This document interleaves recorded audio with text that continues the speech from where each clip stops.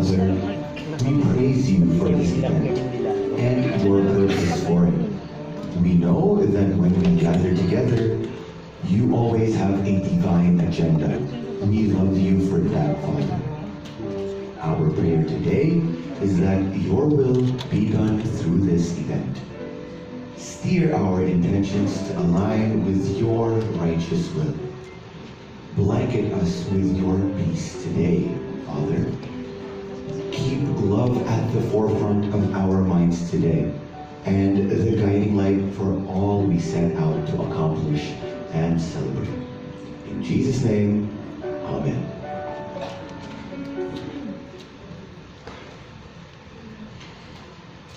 Bayang madilim, sa sinangalan, anak ng puso, sa ligid mo'y buhay.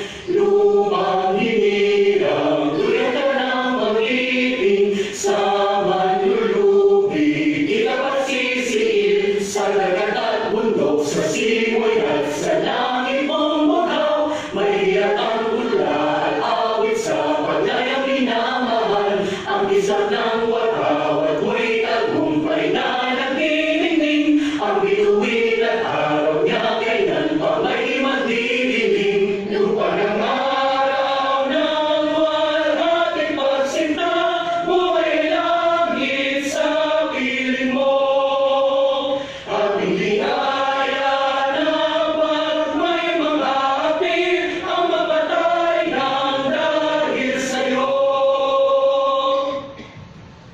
You may now take your seats.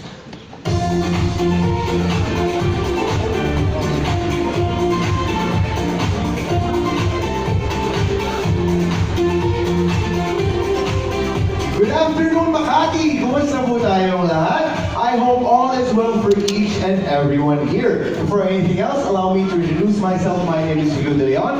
I will be your host for this afternoon. And with that, I hope everyone is as excited as I am, because today, Globe and Go Wi-Fi are partnering with Makati City to bring quality Wi-Fi to all Makatizens. How great is that?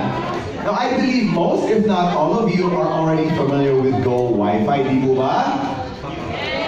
Alright, well, that's because Go Wi-Fi is available in over 2,500 hotspots nationwide, including malls, airports, schools, restaurants, transport terminals, hospitals, and in different government offices. So on the network, maaari pang mag-connect sa Go Wi-Fi. How convenient is that? So kahit mapag-Globe or hindi, pwede ka pa rin makagamit ng Go Wi-Fi. Indeed, Go Wi-Fi never lets you miss out on the fun online. Now, for everyone in here, don't forget to take as many photos as you can and post them on all social media platforms. And please do use these hashtags. Hashtag GlobeHeartMakati, hashtag GoWiFiHeartMakati, hashtag FirstWorldInternetPH, and hashtag MyMakati. Again, that's hashtag GlobeHeartMakati, hashtag GoWiFiHeartMakati, hashtag FirstWorldInternetPH, and hashtag MyMakati. Now, before we move forward to the next part of the program, let us first acknowledge the presence of our esteemed government officials and key executives and distinguished guests. Let us put our hands together for Makati City Mayor, the Honorable Mayor Abigail King.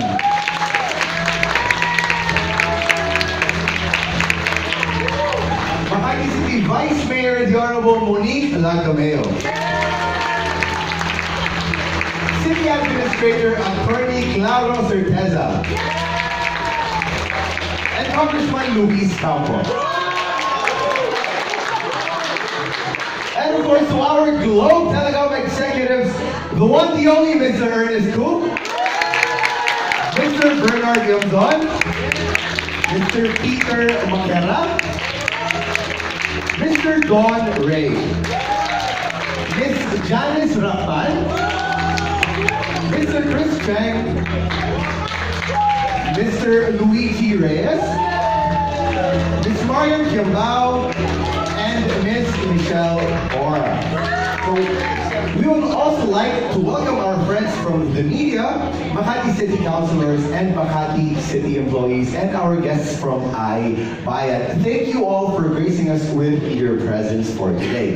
And to officially kick off today's celebration, once again, let us all welcome Makati City Mayor, the Honorable Abby Binay. Once again, let's put our hands together.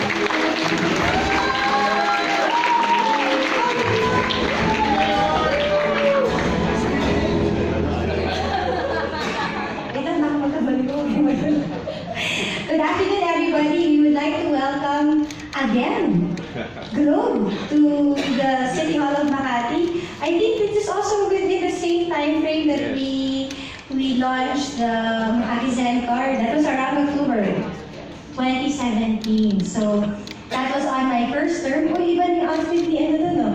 That was on my first term, and we are again launching this free Go Wi-Fi with Globe. Konti na lang, sasabihin na nila, monopoly na ng Globe. Slight lang. But we would like to thank, I would like to personally thank Globe because I think my vision for the city would not have come to fruition if were it not for the cooperation and the trust of Globe to support programs that we have instituted on my first term, most especially the Makati Zen card. So totoo po yung Makati Zen card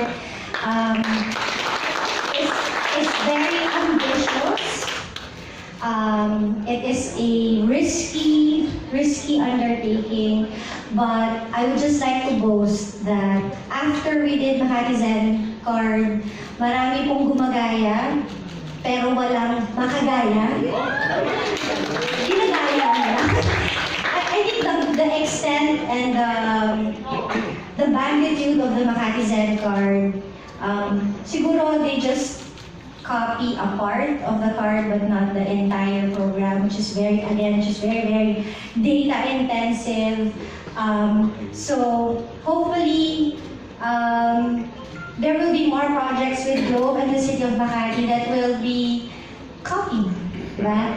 The best form of compliment is imitation. Lahat lang sila imitation. Lahat sila fake, tayo na rin.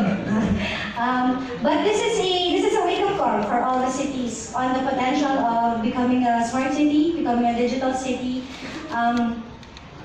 Let us embrace technology. Let us understand how technology can make our lives easier, and at the same time, the social responsibility component of all these technologies, having to filter what is fake, what is real on the internet, responsible posting on the internet, cyberbullying, fake news. Nakita niyo naman yung post ko, marami nagbubully sa akin. Hindi naman nila kaya. Nila kaya ibully ako. Pero these are things that we have to institute in our kids, proper education. It's not just about, again, when I was in Barcelona early this year, a smart city is not about technology. It is about the people. It should be people-centric. Technology is just there to help our lives become easier. So we are not supposed to be overtaken by technology. There are still a lot of people that don't have cell phones. Baka mamigay ang Globe ng cellphone. Pero walang camera. Malamang ang bigay. Ano yung problema natin? Marami tayong mga technologies like our Makati Zen app, only works on an Android phone. Or an Android and an iOS. So kung hindi smart yung phone nyo, kung medyo hindi smart, kung hindi Globe yung phone nyo, hindi mag-work yung app. So there are still a lot of people that don't have a cell phone because they are not, they're afraid of technology. They're not tech savvy. My father, for example, my father doesn't really know, well, he knows how to text. He doesn't know, he recently discovered how to do a selfie, but that was just like last year. Nalaman ako paano mag-selfie. But he doesn't know the other features on the phone.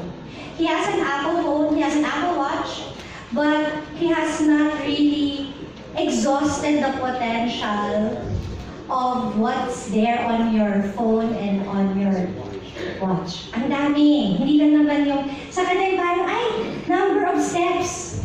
Okay na siya doon, number of steps. Mahit na yung target. But, ang dami doon, yung heart rate, ang dami na even, they can even check your blood pressure using an app. You just put your thumb on the camera and measure na yung blood pressure. There are even apps now for monitoring your blood sugar that doesn't need pricking, na meron ng sensor. Ang daming bagong technology. So we would like to thank Globe. Hopefully, I will preempt the launching of the 5G. Pressure! Because the global trend now is towards 5G, which is software, software based.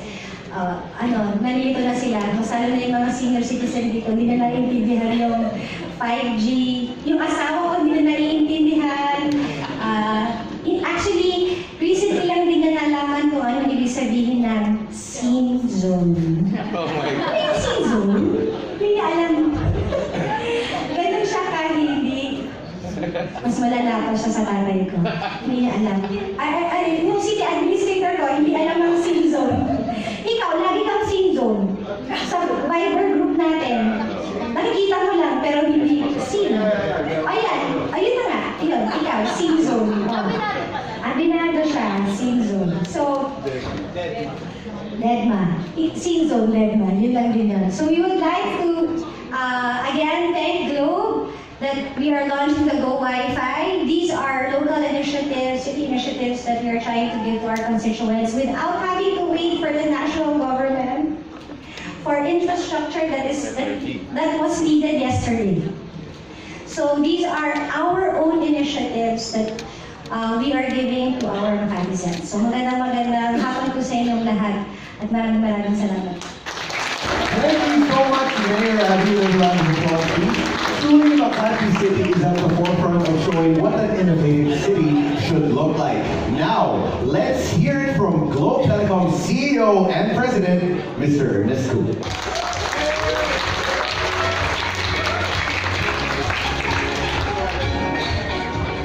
Thank you, Mayor Abby, for those kind words, and thank you again for having us once again here in City Hall, inaugurating something new. What Mayor Abby says is actually very true. They were the forerunner of digitizing their city. I think it's a few years back when we decided to do this very ambitious project of trying to gain as much information about her citizens as possible, right? The biometrics, the photos, the actual names. And this became one of the challenges that actually we faced, was actually collecting and gathering the right data for Makati Zen. But it's great that we have reached a milestone of over 100,000 signed up people completely verified and benefiting from the GCash application. Interestingly enough as well, when we started this, GCash was merely all about paying with a simple QR code and sending money. Today, those people that you have signed up, ma'am, have access to financial services well beyond that. In GCash now, we have a savings account in partnership with CIMB with a zero minimum balance.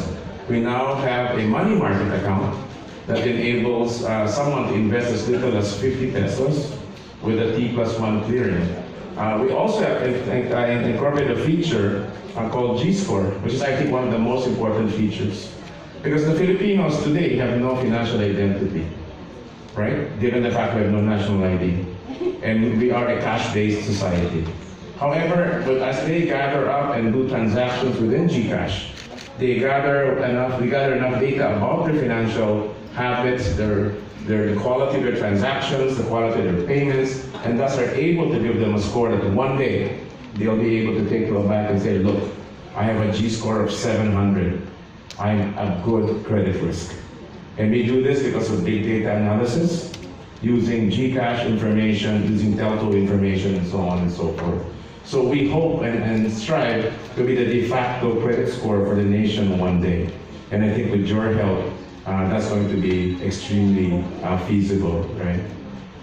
The second thing I'd like to be a partner, and I'm very happy about, is this partnership about building the network around the city of Makati.